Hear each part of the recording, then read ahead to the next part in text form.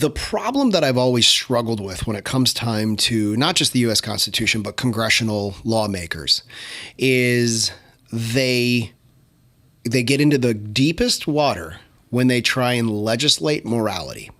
Let me say this one more time. Congressional members, and that's state and local, get in trouble when they try and legislate morality, right? So who you can and cannot marry, what you should or should not do with your body, what you should and should not put into your body, whether that's smoking something or drinking something. We have had disastrous effects when we have attempted to legislate morality, right? Prohibition's a great example. Didn't work, right? Not so much that it didn't work, that it actually created organized crime. We did something really terrible, but the concept, and this is where I struggle. I talked in class about this a lot. If you were to look at it at its fundamental basis, alcohol does bad things to people when consumed too much. Yes. So should we make laws that don't allow people to use it? Yes. Cool. So we did that and everything got worse. Everything got worse. Marijuana. The war on drugs, there is no rational human being that can come to the conclusion that it has been successful. It hasn't. People are still doing drugs. Just because you tell people they can't doesn't mean they won't. And unfortunately for people, regardless of what side you believe on the argument, will this overturning of Roe versus Wade stop abortions? It won't. Could it have a counterproductive effect than what is intended? Absolutely. Right? It could be where you're actually causing more harm to women. I heard that, and I've actually seen, hopefully I remember it correctly, that under Obama, a very pro-choice president, abortions were down, and under Bush, they were up. They were up, right? And that's been weird, right? I mean, abortions they had been trending down for quite some time. Much of that was, there was more information that was out there. Most people recognize that, listen, having children is I have two of them. I love them to death. Are they a financial burden? That's the only place where my children are a burden. They're a blessing in every other way. But man, those things cost a lot of money. Mm-hmm. And so there are people that are saying, especially your generation, that has stepped back going, yeah, maybe I don't want kids, or maybe I just want to have one kid instead of the two or the three that was happening in the generations beforehand.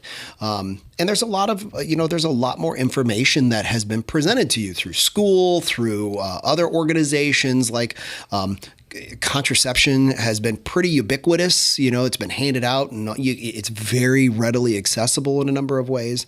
So things were, this was always one of the few things that specifically the Republican Party, this was one of their big ticket hot button agenda items.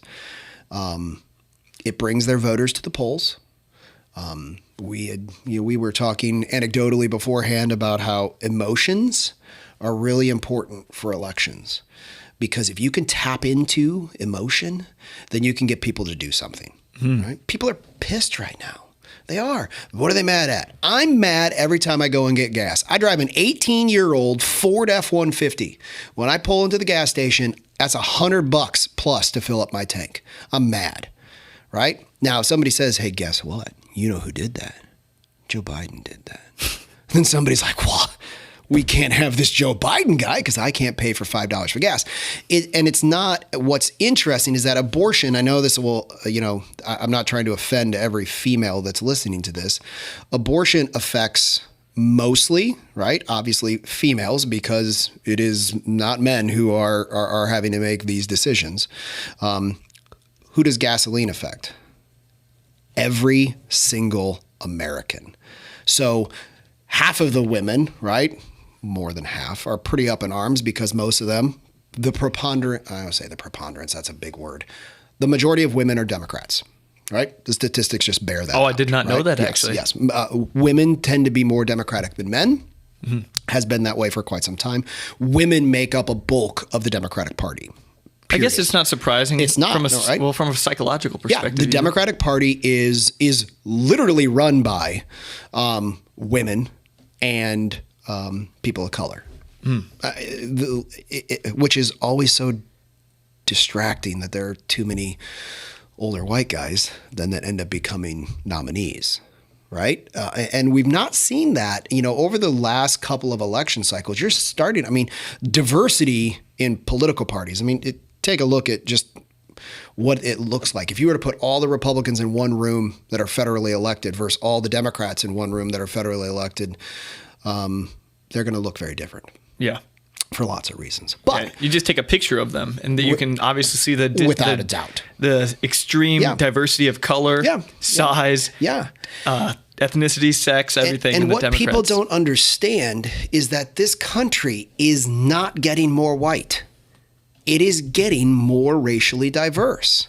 So unfortunately, if you're the party of mostly white people, this is a math problem. While it may be working right now for the right, on a long enough timeline, continuing with the rhetoric, this is going to be a problem for the Republican Party because they're too narrow, right? Their subset, the white population in the United States is not growing. It's at a 0% replacement rating. For every mom and dad, there are 2 kids, right? But it is growing. The greatest growth is on the Latino side. Less growth, but it's still happening a little bit, is on the African American side. So more racial diversity. And where do you find 90% of African Americans? In the Democratic Party. Latinos still are, and Latinos are way harder to, when you start talking in generalities, Latinos are always a problem. Because Cubans are different than Dominicans, who are different than Mexicans, who are different, right? And so all of a sudden, you start going, right? And the Latino population in Texas tends to be different than Southern California, tends to be different than Florida. And a lot of that then starts to move into arguments about religion. Right, the Latino population does tend to be much more, in general. Again, I hate generalities, but we have to speak in them. Catholic, and obviously, abortion's been a pretty hot button issue when it comes time to the Catholic faith as well. Sure, yeah, and as a Mexican Catholic myself, it's really interesting seeing. It's almost like there's confusion among the Mexican demographic because they're conservative in their values, but they vote Democrat. But then they're like, well, the Democrat values don't exactly line up with my Catholic values. Without a doubt. But then there's also, and I know this because I've talked to plenty of Mexican people, there's this underlying narrative that Republicans dislike them or that there's some lingering racism. Yep. What do you think about that? Is that ill-advised? Is that wrong? Is that So it depends propaganda? Upon who. In some ways, listen, if in fact you just look at, let's take out the emotion out of it, look at rules and regulations that are in place, right? So border disputes, there's been plenty of tension amongst the Latino communities that are on the southern border. Investment in education for the Latino populations. Those are all places where you can very clearly see that their schools are woefully underfunded in areas that are predominantly Latino. So whenever I get into this conversation with people, I'm always like, listen, don't take my word for it. Just go and look at data.